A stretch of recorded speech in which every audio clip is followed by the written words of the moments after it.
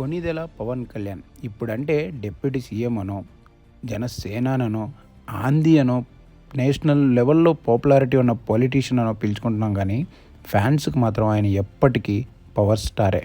The OG style god of Telugu సినిమాగా గుర్తించబడ్డ పవన్ కళ్యాణ్ గారి గురించి, అలాగే రేపు రిలీజ్ అయ్యే ఓజీ మూవీ తన సినీ కెరీర్లో ఎందుకు ప్రత్యేకమైన మూవీగా ఫ్యాన్స్ చూస్తున్నారన్న దాని గురించి ఈ వీడియోలో తెలుసుకుందాం. కళ్యాణ్ గారి సినిమాకి మిగతా హీరోల సినిమాకి చాలా డిఫరెన్స్ ఉంటుంది. ఆయన సినిమా వస్తుందంటే థియేటర్ల దగ్గర పండగ వాతావరణం కనిపెడుతుంది.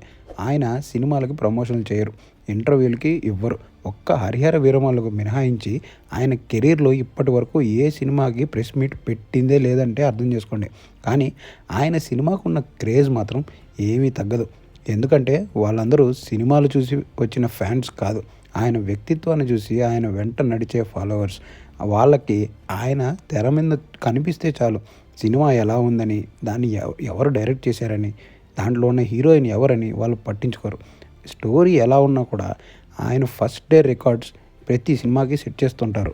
కళ్యాణ్ గారి సినీ కెరీర్ చూసుకుంటే స్టార్టింగ్లో వచ్చిన 7 సినిమాలు ప్రేక్షకుల దగ్గర మంచి సక్సెస్సే చూసాయి. కానీ 2001లో వచ్చిన ఖుషీ తర్వాత 10 ఇయర్స్ వరకు ఆయన స్టార్డమ్కి తగ్గ హిట్ పడలేదు.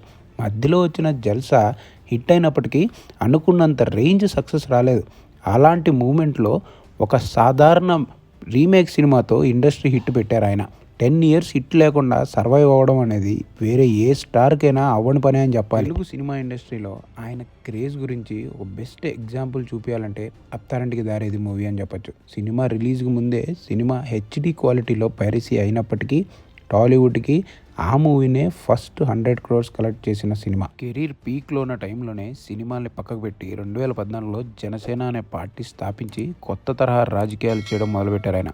అప్పటి నుండి సినిమాని కేవలం సేవా కార్యక్రమాలకి, తన పార్టీ నడిపేయడానికి వచ్చే ఇంధనంగా మాత్రమే వాడుకుంటున్నానని బహిర్గతంగానే ప్రకటించారు పవన్ కళ్యాణ్. చాలాసార్లు సినిమాలు ఆపేస్తానని వార్తలు కూడా వచ్చాయి. కానీ తనకున్న ఏకైక ఇన్కమ్ సోర్స్ ఇదే కావడంతో ఆయన సినిమాలు తీయడం కంటిన్యూ చేశారు. 2014లో పార్టీ పెట్టినప్పటికీ ఎలక్షన్స్లో కంటెస్ట్ చేయలేదు కళ్యాణ్ గారు. టీడీపీ అండ్ బీజేపీ అలయన్స్కి అప్పుడు బేషరత్గా సపోర్ట్ చేసి 2019లో సపరేట్గా బయటకు వచ్చి 2 చోట్ల నిలబడి ఓడిపోయారు. ఆయన పార్టీలో గెలిచిన ఒక్క ఎమ్మెల్యే కూడా ఎలక్షన్స్ తర్వాత వైసీపీకి సపోర్ట్ చేయడం మొదలుపెట్టారు. పార్టీలోని ముఖ్య నాయకులందరూ ఒక్కొక్కరుగా వెళ్ళిపోవడం స్టార్ట్ చేశారు. ఆ టైంలో ఆయన వకీల్ సాబ్, బ్రో, భీమ్లా నాయక్ లాంటి సినిమాలు చేసి అందులో వచ్చిన రెమ్యునేషన్తో సోషల్ వెల్ఫేర్ అండ్ పార్టీ యాక్టివిటీస్ని రన్ చేశారు. సినిమా ఇండస్ట్రీలోనే కాదు, రాజకీయాల్లో కూడా చాలా అప్స్ అండ్ డౌన్స్ చూశారు కళ్యాణ్ గారు.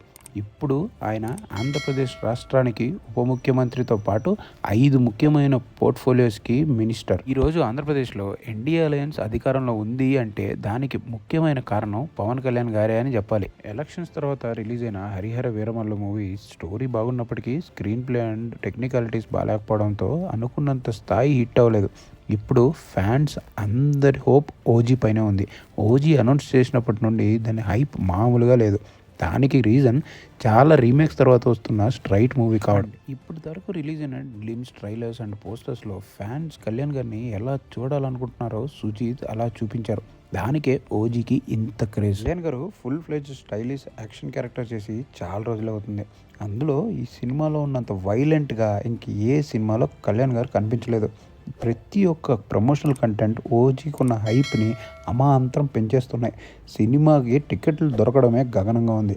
ఒక్కో టికెట్ లక్షల్లో అమ్ముడుపోయే వేలంపాట పెడితే బెంగళూరు లాంటి రాష్ట్రాల్లో కూడా ఓజీ సినిమాకి టికెట్లు దొరకడం లేదంటే మీరు అర్థం చేసుకోవాలి. ఓజీ సినిమా ఇంకా స్టార్ట్ అవ్వలేదు, కానీ కొంతమంది యాంటీ ఫ్యాన్స్ మాత్రం అప్పుడే #ఓజీ డిజాస్టర్ అనే ట్రెండ్ని ట్విట్టర్లో స్టార్ట్ చేయడానికి ప్లాన్ చేస్తున్నారు. ఎందుకో తెలుసా, వాళ్ళకి తెలుసు Pawan Kalyan cinema average talk వస్తేనే ఇండస్ట్రీ రికార్డ్ సెట్ చేస్తుందని. ఇంత హైప్ ఉన్న మూవీకి ఎక్కడ పాజిటివ్ టాక్ వచ్చి వాళ్ళ హీరో సెట్ చేసిన రికార్డ్స్ అన్నీ బ్రేక్ చేసేస్తాడేమో అని వాళ్ళకి భయం ఉంది.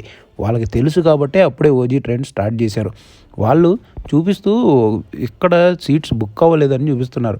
ఒక్కసారి ఈ స్క్రీన్ షాట్స్ చూడండి. నేను ఇక్కడ బెంగళూరు, హైదరాబాద్ అండ్ విశాఖపట్నంలో ఉన్న స్క్రీన్ షాట్స్ అన్నీ పెడుతున్నాను.